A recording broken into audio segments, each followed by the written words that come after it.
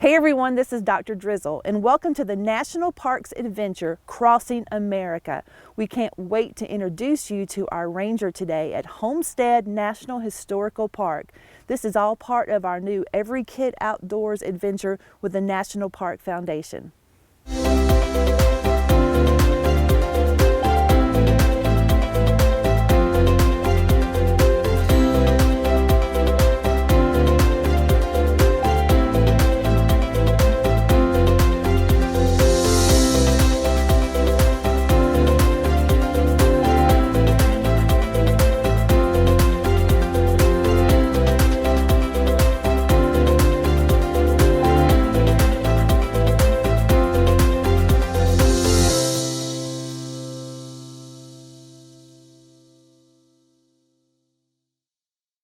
We're standing in front of this great cabin with our new friend, Ranger Jonathan. Hey, Ranger Jonathan, how are you? Hi, I'm doing well. How about yourself? Great.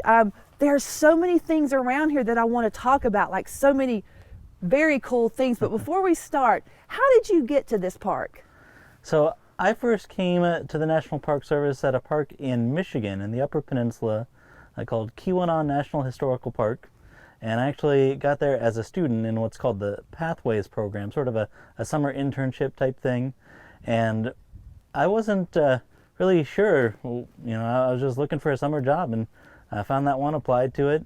And let me tell you, I fell in love. I loved it so much, loved the area, loved being a park ranger, everything about it. So I went back the next summer, and after graduating, they contacted me here at Homestead and said, hey, we have a position open for our historian and would love to have you. So here I am, and it's been a dream come true. Well, that's pretty interesting because a lot of times we hear that rangers, have to work multiple seasons and then apply to a lot of places. So they came after you. And I think that's because you're an historian. So you got your degree in history, I'm Correct. assuming, Mm-hmm. and an historian. So what does a historian do? So a historian wears a lot of different hats. One of the most important things I do is just working with our resources, our things like our historic structures, our cabin here, the Freeman School, some of our various archaeological sites, and making sure that those sites are well protected, that they're available and accessible for visitors and future generations to enjoy. So that's one of the biggest priorities, but also doing things like historical research, helping tell the story of homesteading, sharing that, giving programs, doing field trips, all sorts of stuff. So definitely a lot of hats under one great park ranger hat. So Homestead National Historical Park, tell us about it. Yeah, so Homestead National Historical Park, and the name is actually brand new as of this year. We were originally created in 1936 as Homestead National Monument of America. We're located in Beatrice, Nebraska, on the site of the very first homestead in the country, which was claimed by Daniel Freeman in 1863. So homesteading started during the Civil War, signed into law by President Lincoln, basically to promote westward expansion across the United States. And it wasn't just here in Nebraska thing. It was 30 different states across the country, from Florida in the far southeast part of the country, all the way to Alaska and all the states in between. So we happen to be on the first site, but we're not the Daniel Freeman National Historic Site. I think something cool about our park is the size and scope of what we talk about. We're originally created as Homestead National Monument of America, and that's pretty unique, right? Because we talk about the whole country, 30 different states, the millions of people whose lives were impacted by this law, and what exactly that's meant for our country's history. Well, as I look around this place, I can't see it all just in one site. Like there's multiple acres of this place. So what would we find here if students come to visit, which we hope they do? What are some places they'd be able to visit here? Yeah, so we have our Heritage Center and our Education Centers, which are the main museum and exhibit spaces here at the park. We also have the Freeman Cabin, or the Palm Riper Cabin, which we're standing right in front of here, and the Freeman School, which is a one-room schoolhouse from the 1800s. And then we've got our 100 acres of tall grass prairie and 60 acres of woodlands. And lots of, not replicas, are these real implements that we find around the park? Absolutely, yeah. They're all original implements that homesteaders would have been using in the 1800s and 1900s to help them farm their land. Well, I know you're a historian, but what about any cool animals around here? Do you have any that hang out with you? Oh, sure, yeah. So the tallgrass prairie, the restored prairie, has all sorts of wildlife in it. In fact, just about a month ago, we did a deer survey to figure out how many deer live here in the park, and I believe the final tally was about 35 deer. So, And I've heard quite a few birds around here this morning. So, tall grass prairie, is that sort of the ecosystem or what we're going to find here? it is, yeah. So most of Nebraska historically would have been tallgrass prairie. Now it's in decline. Something like 95% of what used to be tallgrass prairie has now been converted to farmland or to other purposes. But yeah, tallgrass prairie here in southeast Nebraska for sure. What stories, are there any interesting stories that have been told about this place? So there have been, I think since we're talking about the prairie, one of the most compelling things is that, if you look at the prairie, you think, okay, that's what it's always looked like, right? But of course, under the Homestead Act, you had to farm that land. All of the prairie that you see today, that's restored prairie, and it's actually the oldest restored prairie in the National Park Service. Okay. And the second oldest in the country. That happened right after we became a park in the 1930s. They immediately thought, well, we want people to see what homesteaders, the first people that were coming out here to claim their land, what they saw. And so they started restoring that prairie. If I were living back in the 1800s and wanted to homestead, what were the requirements then? Yeah, so you had to be 21 or the head of a household. You had to either be a U.S. citizen or declare your intent to become one. So that meant that immigrants were welcome to homestead. They just had to start the process of becoming citizens. And you had to live on the land for 5 years and make improvements. So things like building a house to live in. Okay. You had to cultivate the land, so either growing crops or raising livestock. And then after you'd done all that for 5 years, then you received it. And was it up to 160 acres? Is that what I read? Originally, yeah, up to 160 acres. You could claim less if you wanted, but it capped at 160. There were some later laws. The Homestead Act actually lasted a long, long time, more than 100 years. And some of those later laws made it so that you could claim 320 acres and eventually even 640 acres, so a full square mile of land. Well, in this small cabin here, that reminds me sort of the tiny house movement, can you tell us a little bit about who would have lived here? Yeah, so this was the Palmer Eppard cabin. George Washington Palmer, who was a homesteader about 14 miles northeast, built this cabin in 1867. And believe it or not, looking at this cabin, this would have been something of a luxurious house in Nice. the 1860s, 1870s. You can see that it's a log cabin, and can't see it from this angle, but there's brick in the roof as well. So a log and brick structure at a time when a lot of homesteaders were building what was called a sod house. So literally taking the prairie dirt and turning that into what they were living in. Just because there were so few trees that lumber was a pretty scarce resource. Well, how many would have lived in, or how many did live in this house? Do you know? Yeah, so mom, dad, and then 10 kids. 12 10 people. kids. Well, as we look inside of it, it makes me think they had to be stacked on top of each other, but I guess they were resourceful. I guess so. Now there is a second story. You can see the stairs going up there, but yeah, it still would have been pretty crowded, I think. So it's a 14 by 16 foot house and 10 people in it.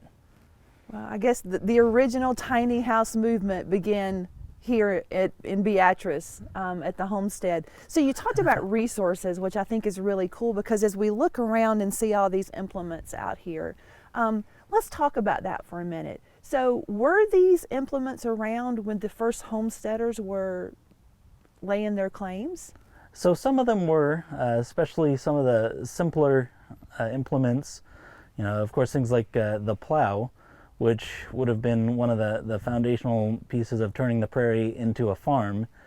And even farming 20, 30 acres with simple equipment like a plow and a beast of burden, it was time-consuming, back-breaking work. We've got a couple of acres that we farm here today, and just doing 2 acres really gives you an appreciation for how much work they're putting in.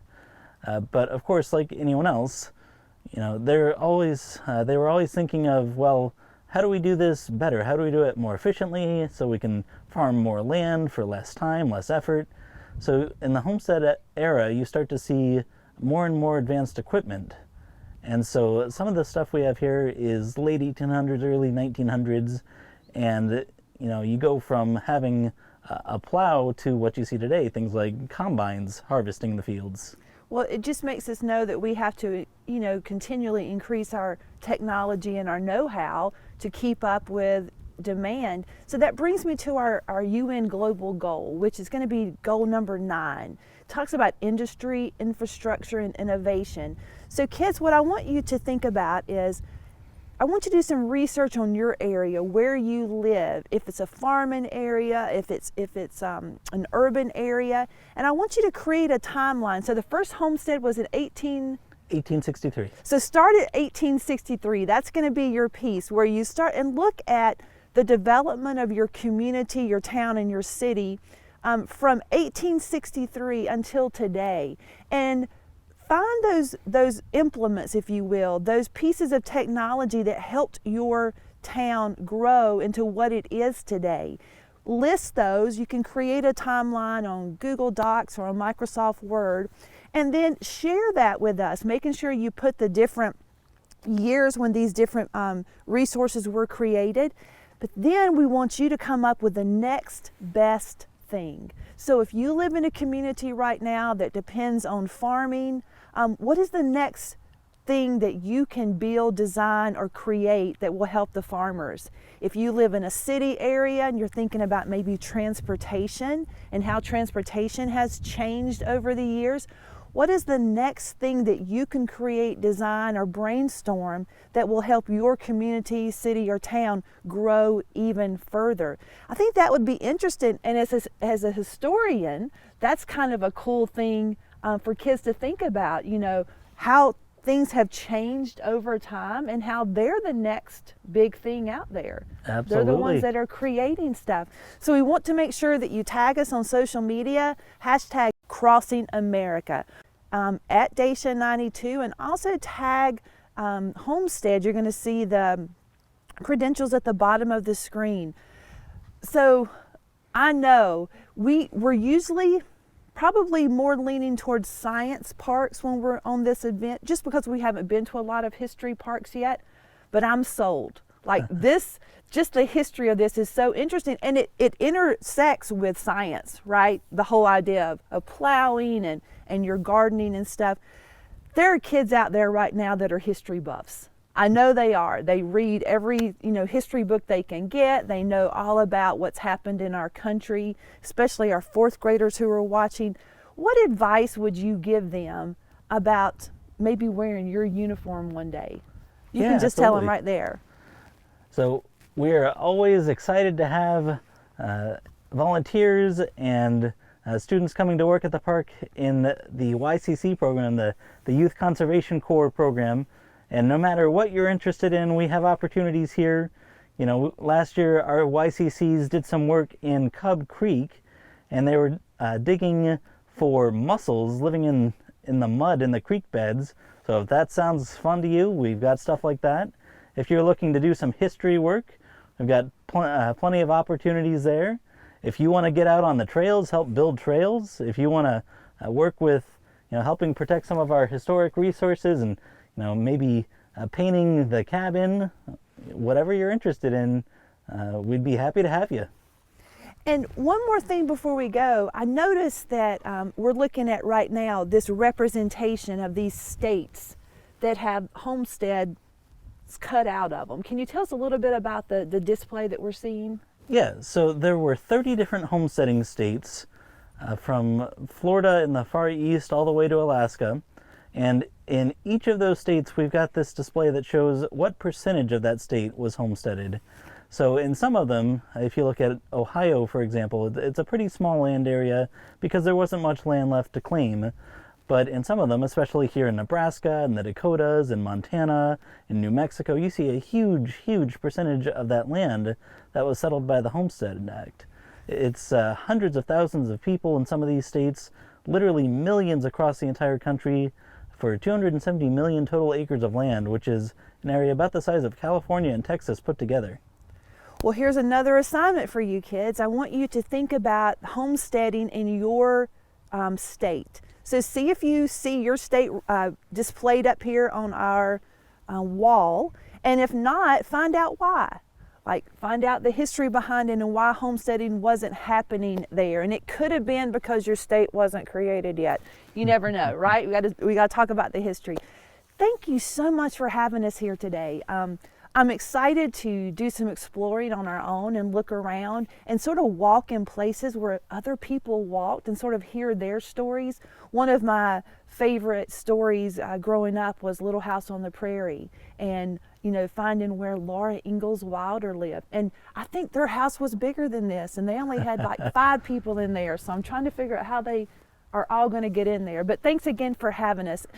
Kids, Homestead National Historical Park. You're watching it today. You're going to research all about it. But then once you're able to get to this park, it takes a little while to get here, but you could spend the whole day just walking around and listening and seeing if you can hear the stories that were told. And if you can't, historian ranger here, Jonathan, will be able to help you. Thanks so much for joining us. This is Dr. Drizzle and Ranger Jonathan, and we're out of here.